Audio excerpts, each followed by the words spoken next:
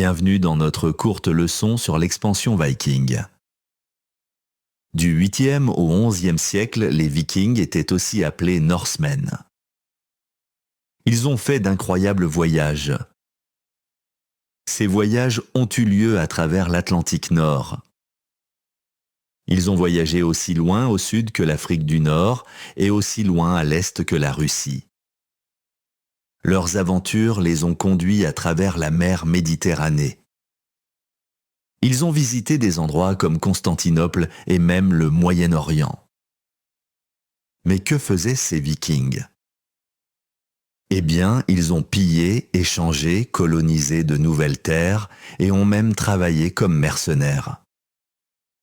Un Viking célèbre, Leif Erikson, a dirigé des expéditions vers l'Amérique du Nord. Il a établi un bref établissement à Lance aux Meadows qui se trouve dans la province moderne de Terre-Neuve. Les Vikings ont également créé des établissements dans des endroits comme le Groenland. Ils ont aussi fondé des colonies en Islande. Ils ont aussi fondé des colonies dans les îles Féroé et dans diverses parties de l'Europe. Cela inclut la Russie, la Grande-Bretagne, l'Irlande, la Normandie et la Sicile. Alors, pourquoi les Vikings se sont-ils tant étendus? Les historiens ont différentes idées. Une pensée est qu'il n'y avait pas assez de femmes dans leur propre société.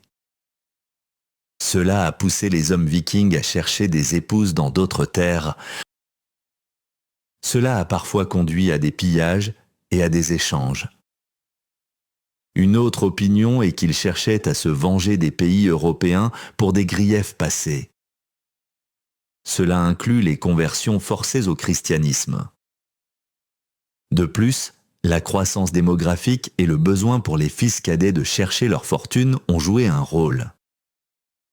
Dans la culture viking, l'héritage allait généralement au fils aîné. Cela laissait peu d'opportunités aux fils cadets. Les facteurs économiques étaient également significatifs. Le déclin des anciennes routes commerciales les a probablement poussés à trouver de nouveaux marchés. Ils cherchaient de la richesse, en particulier de l'argent.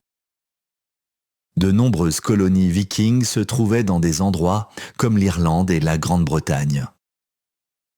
Ces colonies étaient composées principalement d'hommes.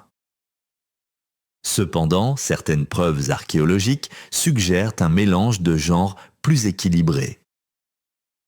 Des études génétiques révèlent que les hommes vikings épousaient souvent des femmes locales.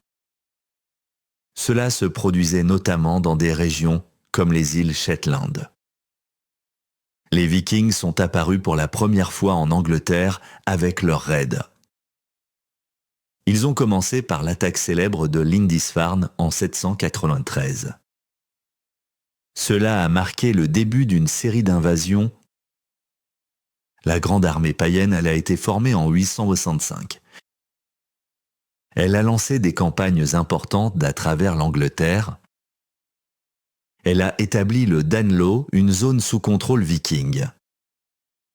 Cependant, le pouvoir viking a diminué après des défaites contre le roi Alfred de Wessex. Il y a eu aussi des efforts pour unifier l'Angleterre. En Écosse, les Vikings se sont installés dans les îles du Nord et de l'Ouest. Au pays de Galles, des forces galloises unies ont repoussé les raids vikings. En Irlande, les Vikings ont construit des établissements fortifiés et ont pillé des monastères.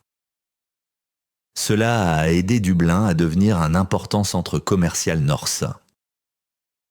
L'héritage de l'expansion viking se fait encore sentir aujourd'hui. En Angleterre, le Danelaw a conduit à des échanges culturels. Il a mélangé les coutumes norses avec les traditions locales. Vous pouvez même voir l'influence norse dans les noms de lieux. Vous pouvez aussi voir cette influence dans l'héritage génétique à travers les îles britanniques. L'ère viking n'était pas seulement une question de pillage. C'était aussi une période d'exploration, de colonisation et d'impact culturel durable. Merci de vous être joint à nous dans ce voyage à travers l'expansion viking.